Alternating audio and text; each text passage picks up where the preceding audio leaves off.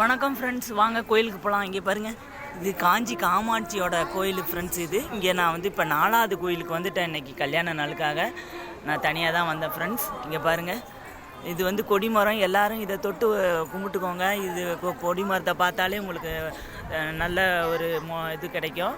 இங்கே பாருங்கள், இது பாருங்கள்,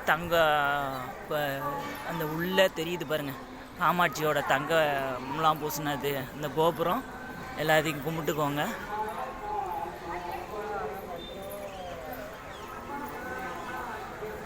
பாருங்கள் ஃப்ரெண்ட்ஸ், நான் உள்ளே போயிட்டு வந்துட்டேன். இன்றைக்கி வந்து புதன்கிழமைங்கிறதுனால கூட்டம் வந்து போய்கிட்டும் வந்துக்கிட்டும் இருக்கிறாங்க.